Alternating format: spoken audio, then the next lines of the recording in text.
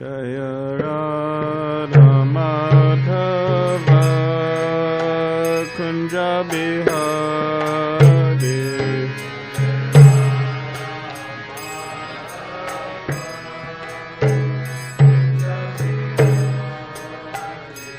Jaya Radha Madhava Kunja Bihari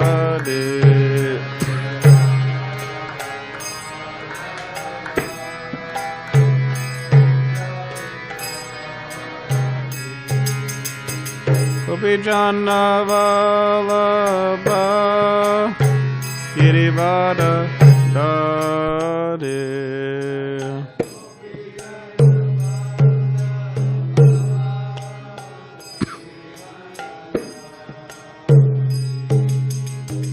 Gopijana Vallabha Girivara Dade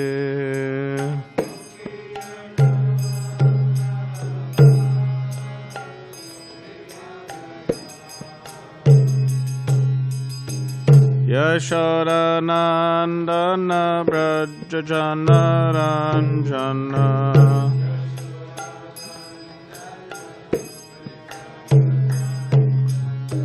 Yashoda Nandana Brajajana Ranjana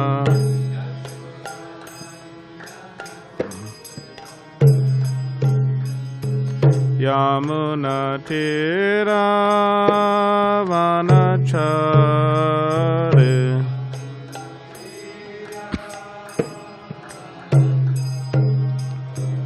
Yamuna Tira Vanachare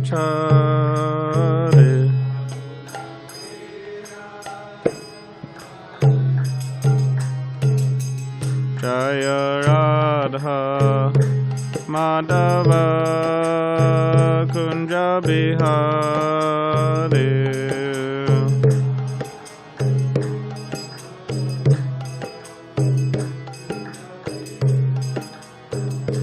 Jaya Radha Madhava Kunja Bihari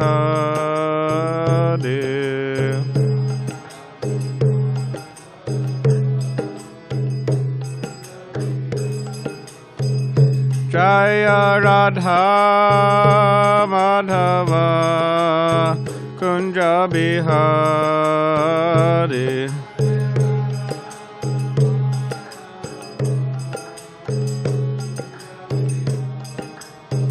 Jaya Radha Madhava Kunja Bihari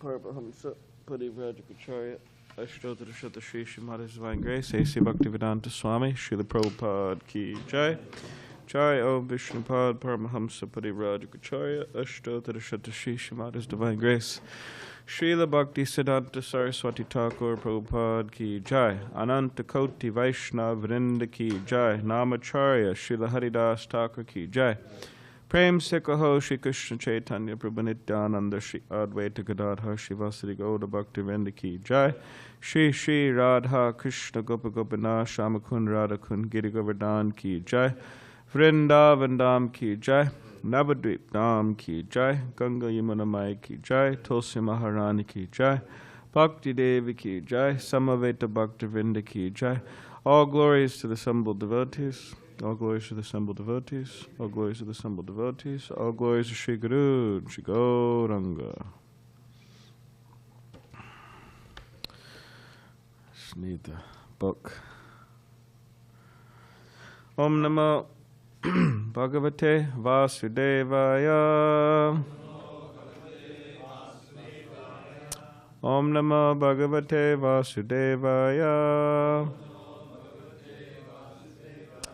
Om Namah Bhagavate Vasudevaya.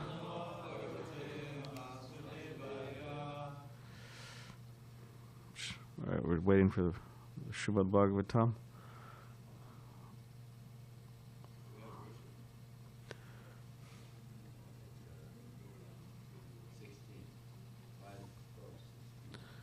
I still need a book. Yeah.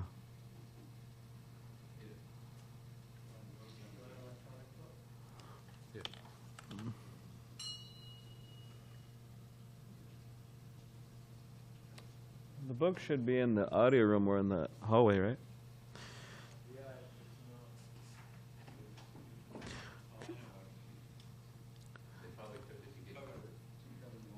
So this morning we were reading from Srimad Bhagavatam. You think you could go upstairs and get one then, please?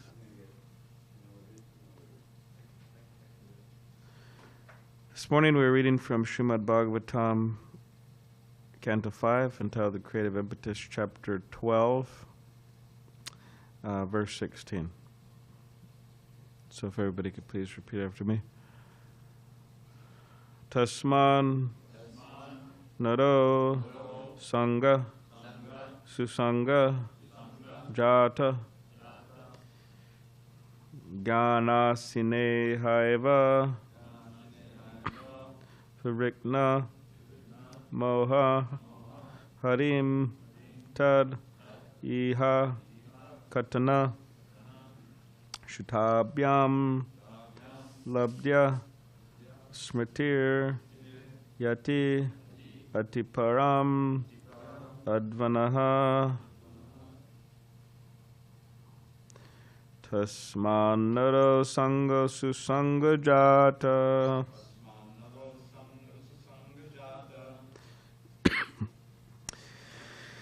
Jnana Sine Haiva Virikta Moha Harim Tat Iha Katana Shutabhyam Labda Smritir Yat Yati Param Advana Tasmanaro Sangha Susanga Jata Jnana Sine Haiva Virikta Moha Harim Tat Iha Katana Shutabhyam Labda Smritir Yat Yati Param Advana Tasmanaro Sangha Susanga Jata Jnana Sine Haiva Virikta Moha Harim Tat Iha Katana Shutabhyam Labda Smritir Yat Yati Param Advana.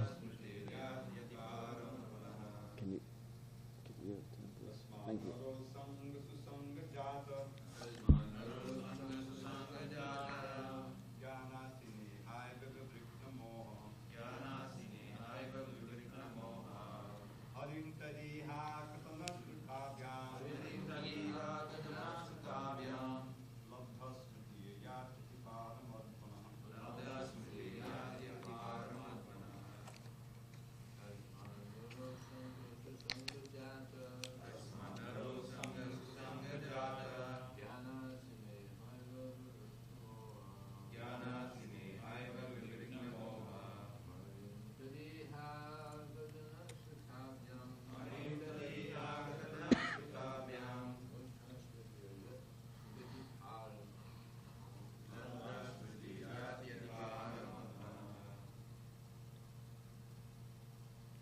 Would you like to chant?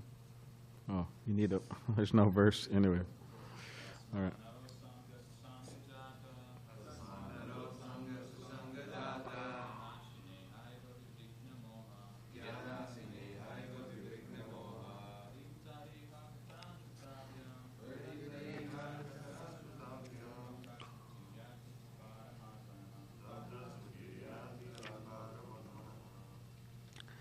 Tasmat, for this reason, Naraha every person. Asanga, by detachment from the association of worldly people. Susanga, by the association of devotees. Jata, produced. Jnana asina, by the sword of knowledge. Iha, in this material world. Eva, even. Viviknamoha, whose illusion is completely cut to pieces. Harim, the Supreme Personality of Godhead. Tad iha, of his activities. Katana shutabhyam, by the two processes of hearing and chanting. Labdasmriti, the lost consciousness is regained. Yati, achieves. Atiparam, the ultimate end. Advanaha, of the path back home, back to Godhead. Translation. Commentary by His Divine Grace, A.C. Bhaktivedanta Swami Prabhupada. Simply by associating with exalted devotees, anyone can attain perfection of knowledge, and with the sword of knowledge can cut to pieces the illusory associations within this material world. Through the association of devotees, one can engage in the service of the Lord by hearing and chanting, Shravanam Kirtanam. Thus one can revive his dormant Krishna consciousness and, sticking to the cultivation of Krishna consciousness, return home, back to Godhead, even in this life. Purport. To become liberated from material bondage, one must give up the association of worldly people and accept the association of devotees. Positive and negative processes are mentioned in this regard. Through the association of devotees, one develops Krishna consciousness, which is dormant within. This Krishna consciousness movement is giving this chance to everyone. We are giving shelter to everyone who is serious about progressing in Krishna consciousness. We arrange for their lodging and board so that they can peacefully cultivate Krishna consciousness and return home, back to Godhead, even in this life. Thus end the Bhaktivedanta purports of the 5th canto, 12th chapter of the Srimad Bhagavatam, entitled The Conversation Between Maharaj Rahugana and Jada Bharata.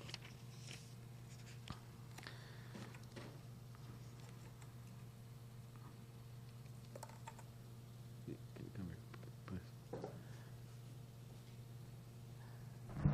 you think you go upstairs and on my desk you'll see like the little package of Krishna friend?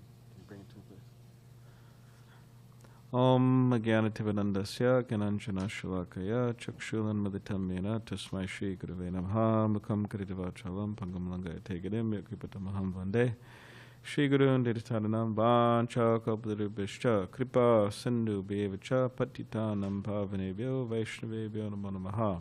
Jaya Shri Krishna Chaitanya Prabhu Nityananda Shri Advaita Gadadhar Shivasadi Gaura Bhaktivinda Hare Krishna Krishna Krishna Hare Hare.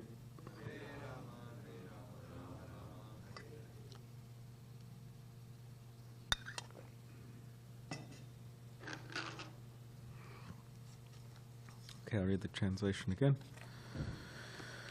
Simply by association with exalted devotees, anyone can attain perfection of knowledge, and with the sword of knowledge can cut to pieces the illusory associations within this material world.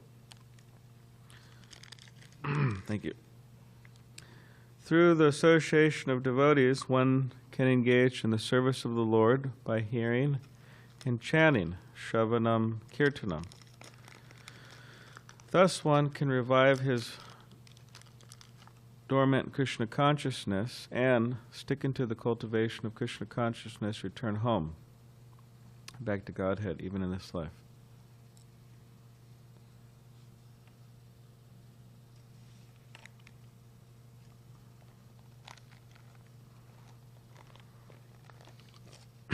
trying to put this in my pocket, but I don't have a pocket.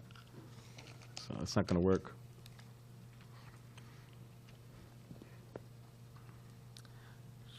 Just have a little scratch in my throat. So yesterday we were chanting and dancing on the streets of Pacific Beach. Typical Hare Krishna thing to do, right? So we're out there in Pacific Beach, and we also went on the boardwalk. And some people were reciprocating with us, means raising their arms up, dancing. Quite a few people were doing that, actually. And some people were really chanting, really dancing, kind of going wild, you know. It's like their soul was awakening or something. And some people, they were just didn't care at all. Like we were out there, the sun was setting, and you had couples, means, you know, couples, they were looking at the sunset, and other people just by themselves. And some people, when we would pass by them, they would look at us and smile and reciprocate positively. And other people, you just see them looking at the sunset, like not moving, like we don't exist. Although we were, you know, 6 of us with a loud mridanga and kartals and wamp, and we were all chanting very loud. They were just looking at the sunset, like we didn't exist. So, and also when we were walking on the boardwalk, there was people in their balconies, and in their living rooms, there was a family. It seemed like a family. Some children and a woman and a man there, and there maybe some extended family too, and they were very enthusiastic, waving at us and smiling, and so that was nice. But we passed by one balcony, and there's a man there, and he just when we were passing, he just closed the sliding glass door. Maybe it was coincidence, or maybe just not to hear us, but in relation to this, it's really our choice. Means it's our choice what we want to close ourselves off to and what we want to open ourselves to. What influences do we want to influence? What things do we want to influence us?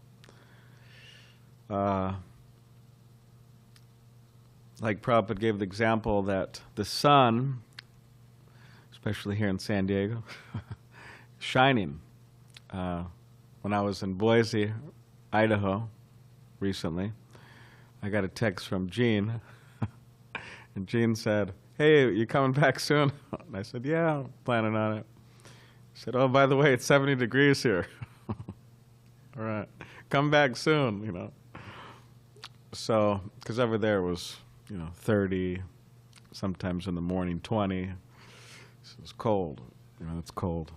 And it snowed, so it wasn't snowing the whole time, but it snowed. And so I asked the devotees when we were there, because the snow was remaining, it wasn't like melting. So I asked the devotees, I said, "You know why this snow's still here? Why is this snow still here?" And what did you two say? Well, at first they didn't respond. They said, "I'm not sure. Why is it?" And I said, "Well, because it's so cold, it's not melting, Anyways. So, yeah, he was saying, "Come on back." So I said, "All right." So, yeah, we got back, and, yeah, it was 70 or whatever, quite warm. Anyways, so the sun is shining, especially here in San Diego, often. But whether one can choose, okay, am I going to walk outside and get the benefit of the rays of the sun? It is beneficial, especially in the morning. It's said, produces energy. Or am I going to stay in my room and close the curtains and stay in darkness? So it's one's choice what they want to do. Some people, they stay in their room with the curtains closed in darkness. Or maybe they sleep all day and they come out in the night or whatever. Whereas some people, they open the curtains, they let the sun in, and they walk outside and get the benefits of the rays of the sun. So like this man in the balcony, he could have kept his sliding glass door open and heard the holy names of Krishna, got some spiritual benefit. Or he could just close the sliding glass door.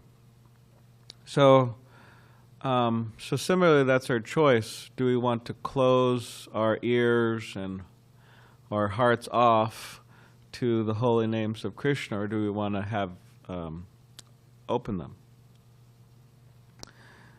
That's our choice every day, every moment.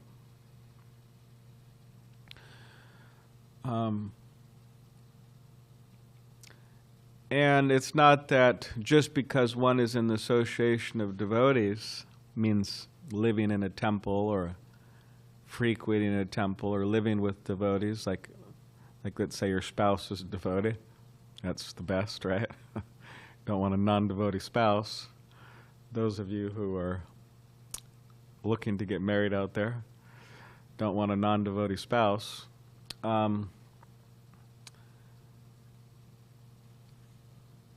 It's not that just by living in the association of devotees that automatically our minds are open to their transcendental association in the form of what they say and what they speak.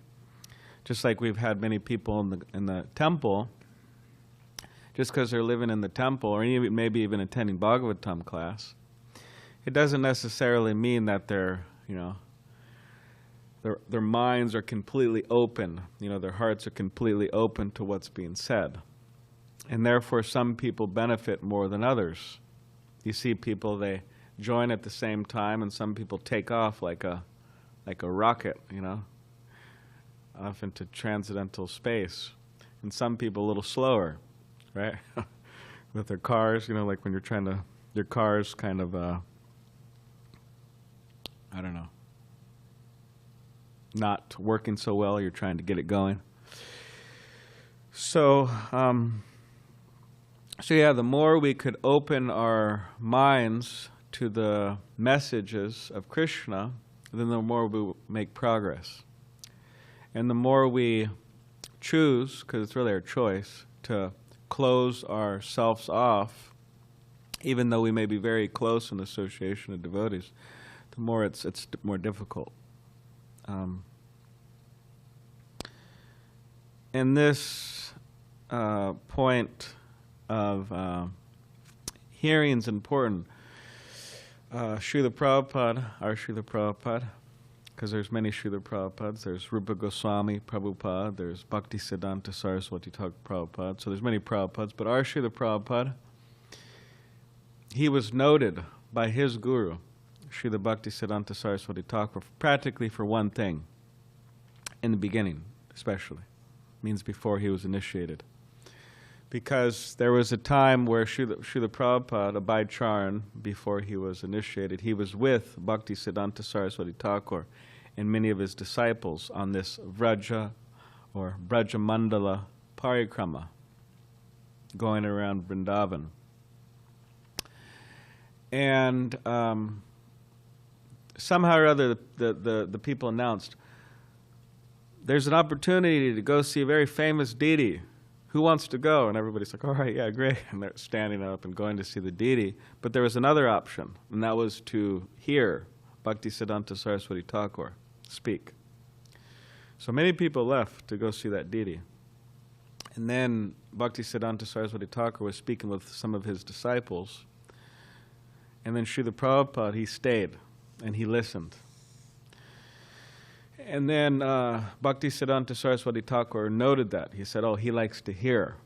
So then later on, many, many years later, in Allahabad, where Srila Prabhupada was living as a householder, devotees were saying, oh, we have this Abhay Charan here, can he get initiated? And Bhakti Siddhanta Saraswati Thakur said, yes, I know him, I noted him. And he said, he likes to hear. So yes, he could get initiated. So,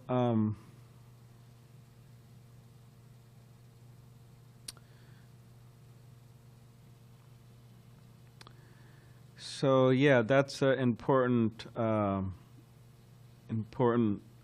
principle to learn how to like to hear, to become attracted, to develop a taste for it. Because especially nowadays, I mean, like before, it was like, well, you know, you got the morning class and you got the evening class, and maybe you know, have some recorded lectures or something like that. I guess there was always, not always, but in our lives, the ability to listen to recorded lectures. But nowadays especially, the amount of material, spiritual material, being produced nowadays is just amazing. I mean, right now I'm speaking, I'm one fool and rascal trying to speak about Krishna. But right now, as I speak and as we're all communicating here, all over the world, there's devotees speaking about Krishna. And devotees could tune into that live, you know, live, or recordings.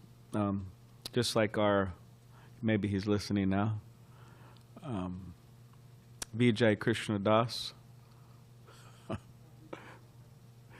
I asked him one time, because he's listening on Zoom, I said, so what's your plan for the rest of the day? So I'm going to tune into, you know, this temple's Bhagavatam class and this temple's Bhagavad Gita class, and then later I'm going to hear Dravida Prabhu's Bhakti. So he had a whole lineup of classes he's going to hear. And there's many devotees who have produced series of talks, just like His Holiness Indrayumna Swami. He's doing this very beautiful series of talks recently, for quite some time. I think it's called Krishna and Vrindavan, where he's pretty much going through all of these different pastimes of Krishna, and he gives a whole talk about them, or the different holy places. There's some devotees giving talks on this book, beautiful book by Sanatana Goswami, Brihad Bhagavatamrita, a very wonderful book. So anyways, in so many places are doing these series of talks that devotees could join. So to learn how to like to hear is a sign of advancement. And aside from being a sign of advancement, it's actually the main way to make further advancement. And if you don't like hearing from one person, then hear from another person. Try to find a person you like to hear from. If you don't like hearing from this Swami, hear from that Swami, provided he's a real Swami. If you don't like to hear from this devotee, hear from that devotee, provided he's a real devotee. It doesn't really matter who, provided they're just authentic. And also to try to attend kirtans in which there is chanting and dancing. That's also a very important way to make spiritual advancement. Srila Prabhupada said it's very simple. He said even a child could do it. And Prabhupada said even a dog could do it. Even a dog could do it. Now recently somebody sent me a little short video. You know who this?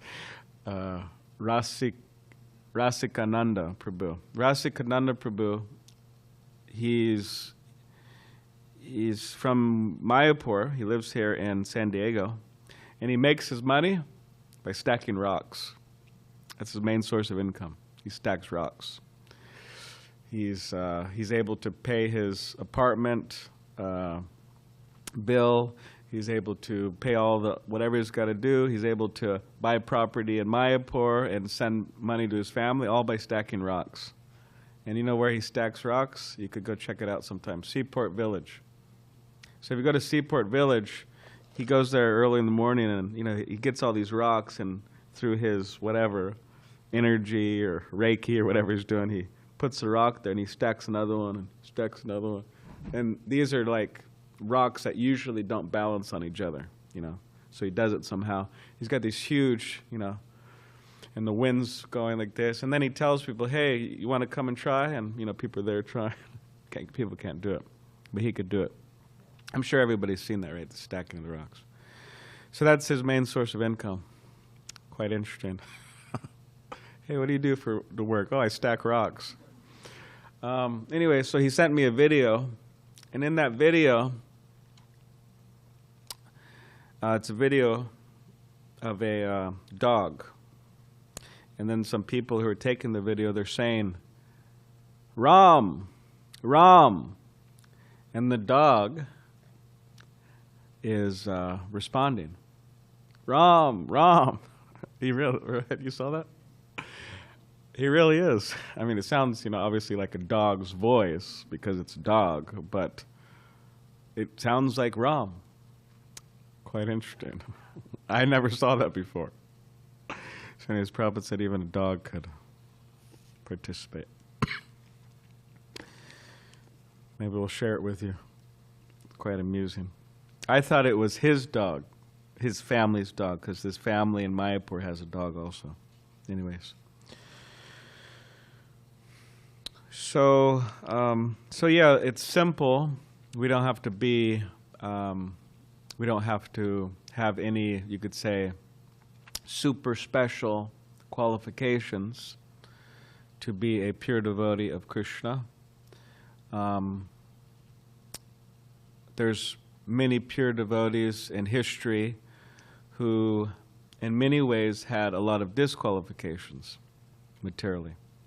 So we don't have any super high qualifications, but we have to learn how to, learn how to love Krishna. That's the qualification.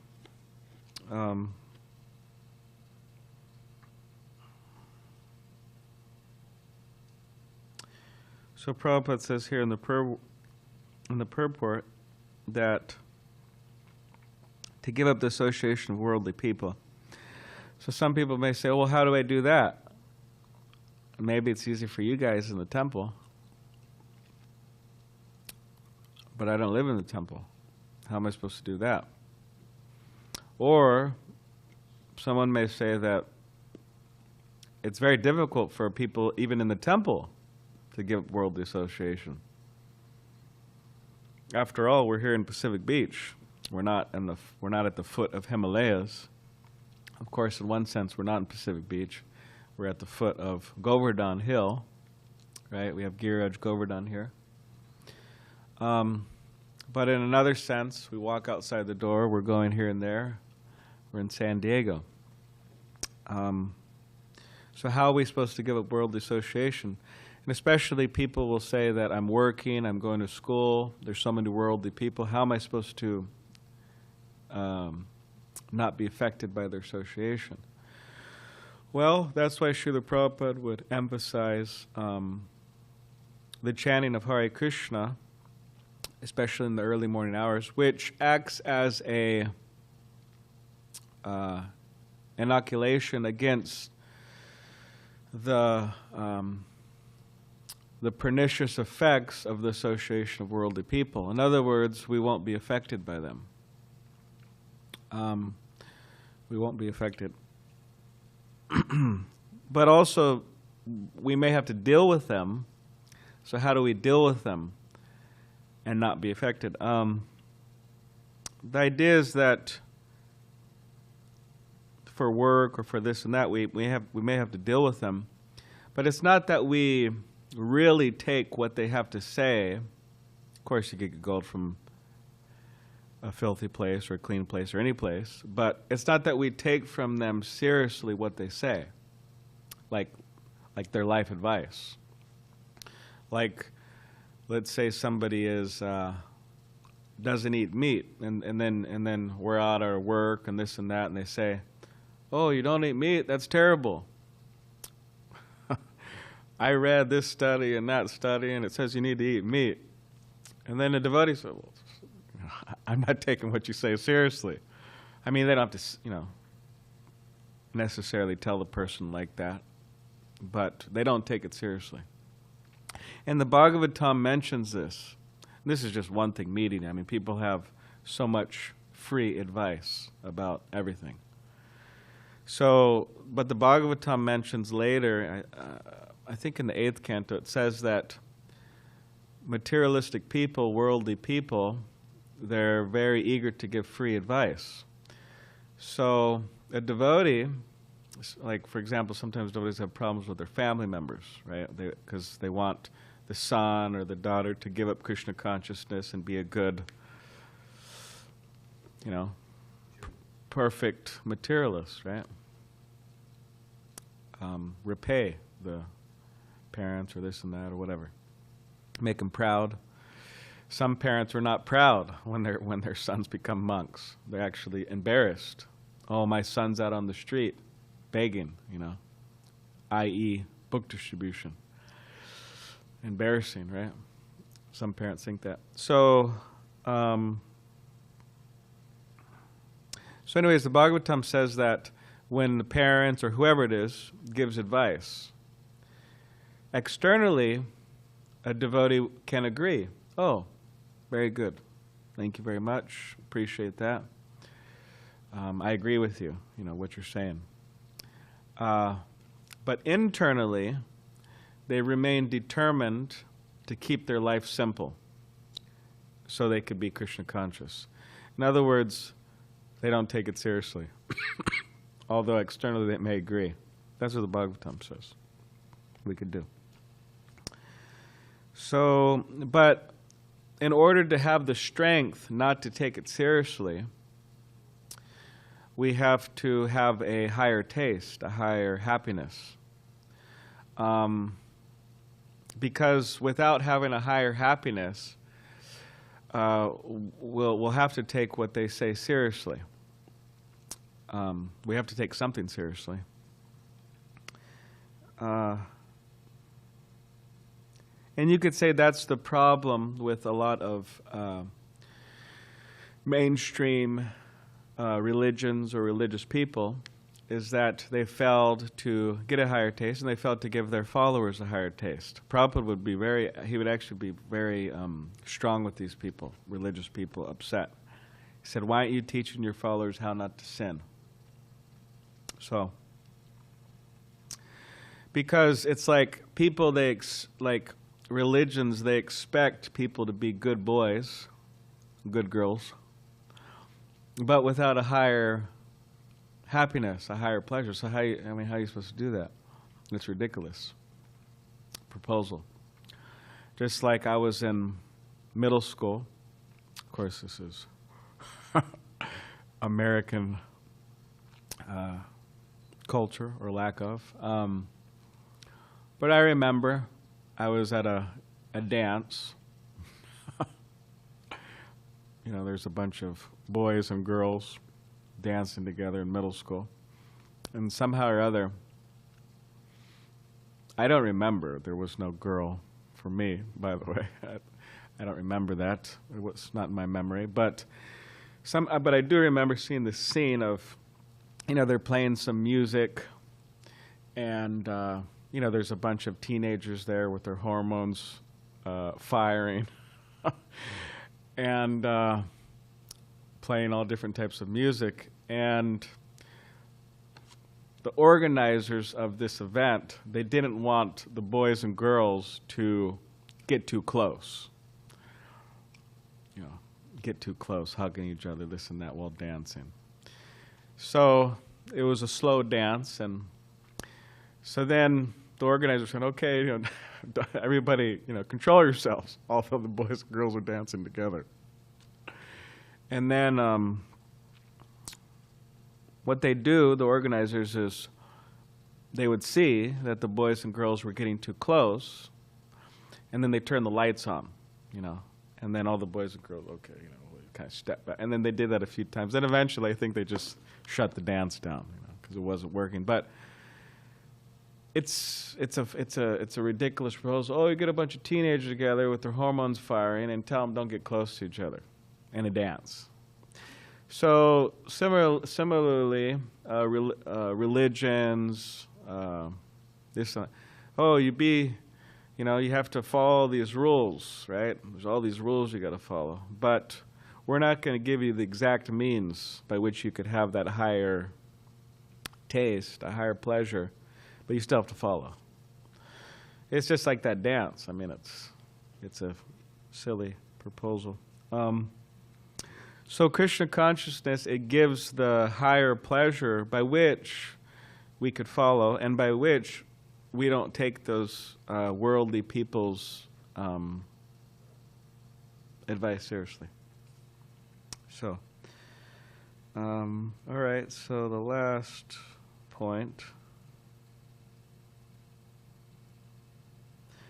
Well, we could just stop there. Does anybody have any question? Really? Where do you get that? Someone said it was actually your guru. Oh, it was on his social media or something?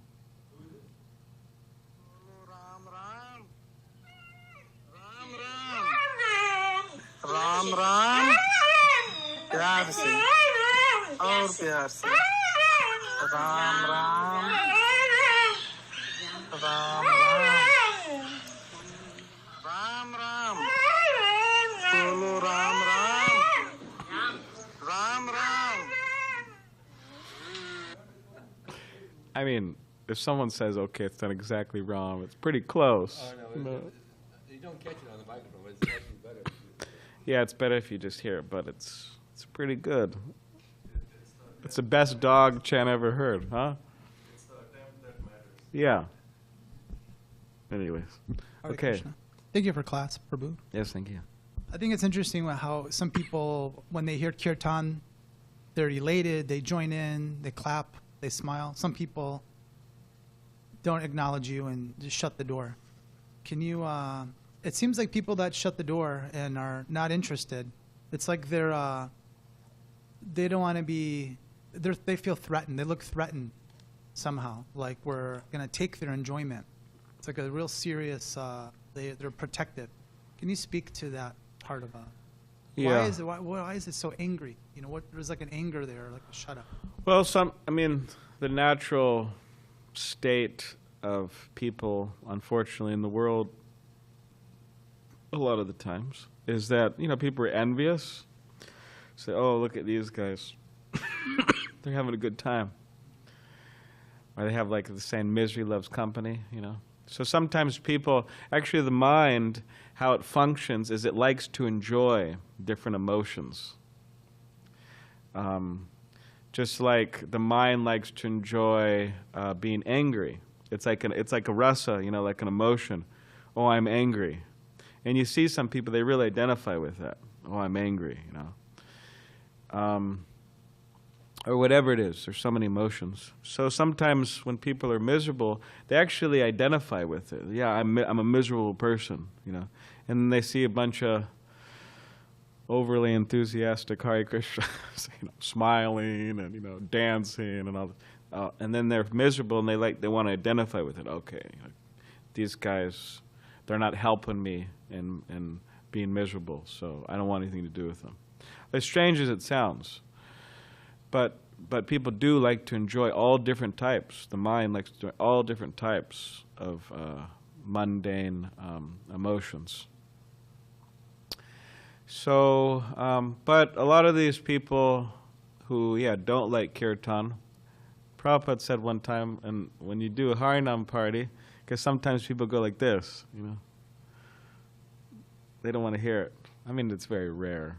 Nowadays, I don't see many people, but maybe back before it was more common, but people go like this, trying to block their ears.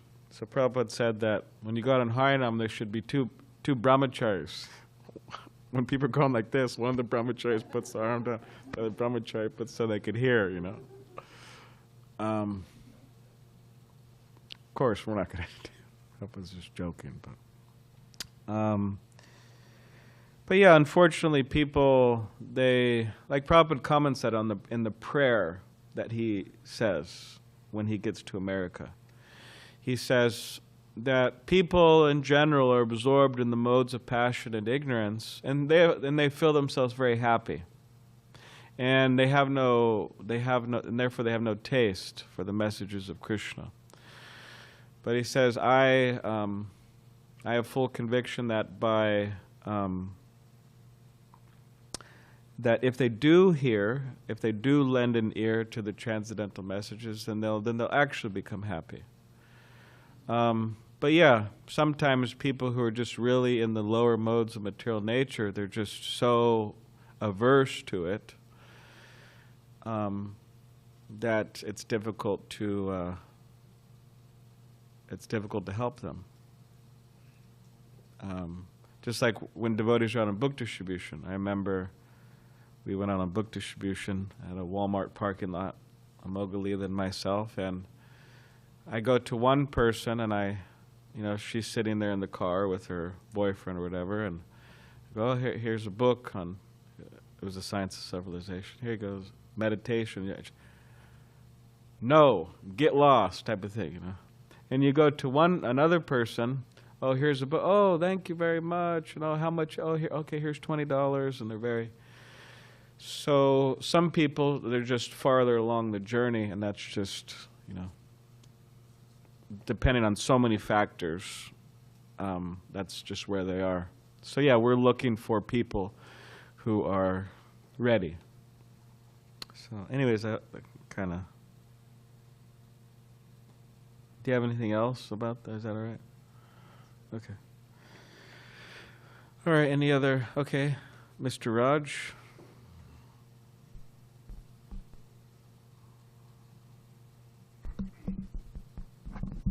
You said listening was a very key proponent, and someone that loves to listen can hear those other things. Is it simply as listening to people's words, which then you would also get confused by the materialist? Or someone that loves to listen can recognize the person speaking in spirit, or the essence or the fragrance of the truth, and therefore they can recognize that whether it's a spiritual person speaking or in the material world, when they're talking nonsense, you can also recognize between the lines, because they truly love to listen, not simply for the word, but for the essence of what they're trying to say. Is there a distinction?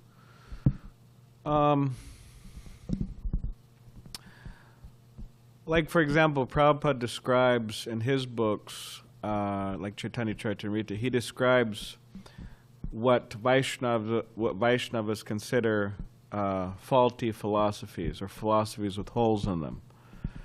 He describes that. So in one sense, we're thinking about, we're meditating on, we're hearing those other philosophies. But it's not in a way to, like, you could say, we're looking for some transformation of life or something, but we're studying them to know what they are, with the idea of helping those who may be entangled in those philosophies. But we can hear many things, you could say. Some devotees hear different things. But there's a difference between hearing for like enjoyment, or hearing for pleasure, or hearing for you're trying to get transformed or something, or hearing for, you could say, a lot of the times also, many times, like teachers, they hear other things so that they could use it in their talks. Like I was invited to a kind of a, what do you call, neo-Buddhist gathering at SDSU. And I wanted to see how many students attended, and I wanted to see what they were talking about, and I wanted to see what was going on there. And quite a lot of students were there. And I was just, it was interesting hearing what they were saying, and the speaker. And after attending that, I got a lot of material for my next Bhagavatam class. So, but yeah, we have to be careful, you know, what we hear, because sometimes, like for example, sometimes devotees may, sometimes devotees may get involved in politics, like hearing about, you know, politics, and you know, before they know it, they're like, you know, all right, well, I'm not going to chant my rounds. I'm just going to listen to the, you know, what's going on in the news, or I'm going to listen to all this stuff, and then before they know it, that's all they're thinking about, and before you know it, that's all they're talking about, and before they know it, it's like, you know, they're just like an ordinary, in one sense, an ordinary patriot or whatever. They're ordinary, you know, newsmonger or something. So yeah, devotees have to be careful. Because we don't want to be thinking about that stuff excessively, especially if we're like, you know, because the goal of life is to be Krishna conscious, and also at the time of death to be Krishna conscious. So sometimes it's dangerous, you know. So anyways, it's just, you have something else about that? Not so much about that, but I do have another question. Okay. You said at the beginning that we have to isolate ourselves and only be with devotees as a way to raise Krishna consciousness, which makes sense. We do have to isolate in order to get away from the negative influences. What happens once you obtain Krishna consciousness? Would you stay in the isolated form, or would you take that Krishna consciousness out and try to spread it to the world? What happens when you what? Obtain the Krishna conscious state of mind. Yeah, I mean, Prabhupada was into, because the idea is we don't want to retreat to the point of like not helping anybody.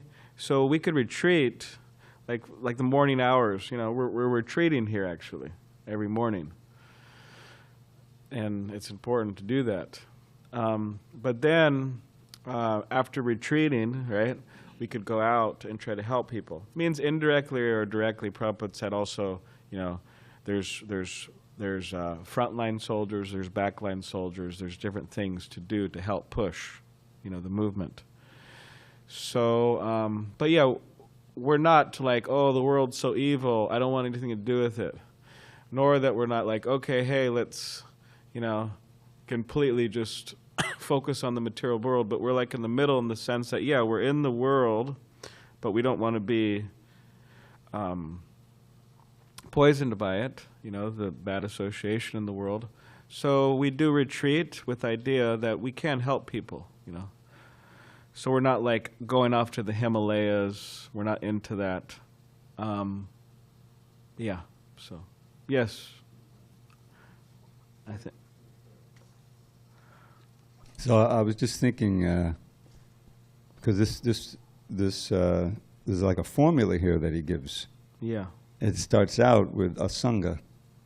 You know, it starts out with separating yourself from bad association, as Prabhupada says, detachment from the association of worldly people. Mm-hmm. And then he emphasizes that in the purport.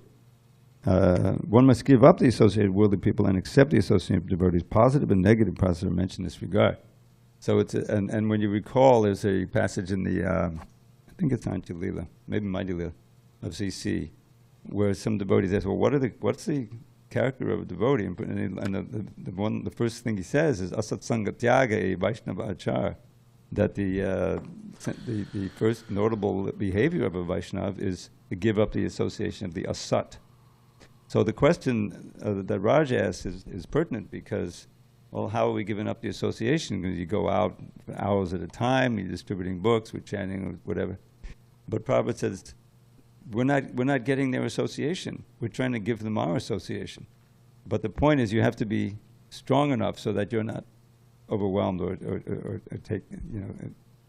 One of the things I've noticed over the years, not that, you know, there isn't a place for it, and Prabhupada did recommend some of his devotees, especially who were like a year short of PhDs, to go get the PhD and become part of the Bhakti Institute in the university. But there's a lot of danger when you're immersed in an intellectual atmosphere like that with people who are intelligent and they can undermine your faith, and so that's one of the environments that it's difficult. But that's a preliminary. It's always first asatsanga, and then you can really take advantage of good association. Because you got to clear the mind. If the mind is always, as you mentioned, politics, it could be a million different things. And Govardhan, last time he gave class, he talked about how he became disinterested. He withdrew from his friends. They went, what's happening, Glenn? We want to go to, but I'm not interested anymore. So you have to, say no. And then when you get strong enough in the temple atmosphere, then you can go and give people Krishna conscious association. Yeah, Tamal Krishna Goswami said about university, said it's agnostic at best, mostly atheistic, but agnostic at best. And some devotees, they lose their practically completely, their faith and Prabhupada. And the thing about non-devotees is that they directly or indirectly, by their just behavior, lifestyle, are critical and are offensive towards, the very principles that devotees stand for. Yeah. So, anyways, but also like quicksand, because you were saying we have to be strong. I don't know about quicksand, but but quicksand, if somebody's there sinking in the quicksand. Where is quicksand located anyways? Where in the world? Anybody know? Jungles? Okay. So if they're sinking in the sand there, we may say, oh, okay, I have to help this person, right? So then we grab the person and we're trying to but if they're really latched onto us, they're not letting go because they're trying to, save their life. But if we're not strong enough to pull them up, then we get pulled, So we have to be strong. So, bala, yeah. So, all right, Grunter. Hare Krishna. Okay. I have a question. All right. May I? Yes. Yes. Prabhu, by the way, you can find quicksand in the desert. Okay. Prabhu, I'm having a problem with the professional reciters who go for reciting the scriptures in order to earn a living, and the pure devotees who do accept the donations in money in order to go on with the execution of their pure devotional service. So my question is, why is it that the first ones are recognized as impure and the second ones are recognized as pure? Well, if someone doesn't follow the principles, in other words, especially one who's teaching, if they're not really following what they're teaching, then they shouldn't be teaching. So the problem with the professional reciters is that they teach something and they act as if they're very knowledgeable in advance, and maybe they may have everything memorized, but they don't follow, and that's the problem. They're not really devotees. They may not even have faith in Krishna at all. But they make a business out of it. They speak, and then people give donations. Now, the difference between that person and a person who speaks and may accept donations, the difference being is that one is following and practicing what they preach or teach. So that's the main difference. And I mean, people act as if accepting donations is evil or something. I mean, traditionally, that's how Brahmins existed. Means not existed, but that's how that was like their livelihood. that they wouldn't work for money, but they would teach this, that, scripture and different things, Ayurveda or whatever it may be. And as a matter of culture, as a matter of etiquette, the students would give donations, depending on their means, their ability to. So there's nothing wrong with accepting donations, and actually it could be seen as just a way of reciprocation, a way of an exchange, a loving exchange, that somebody's speaking and oh, here's a donation for you, for whatever you need for your travels, this and that. But the problem is when it becomes a speaker's just concerned with that. They're seeing money signs, those dollar signs. They're out there, they're speaking, but then they're looking at the whole audience, and in the audience they're seeing, money signs in everybody's eyes. Okay, I'm going to make this a good one because then I'm going to get some good donations. That's the problem. So it can happen with devotees, but with the professional speakers, that's what they're seeing. Cha-ching, money sign. So, anyways, that's something about that. Yes, Prabhu, as usual, wonderful answer to my question. Thank you very much. Hare Krishna. Okay, thank you very much. Grantraj Srimad Bhagavatam ki jai.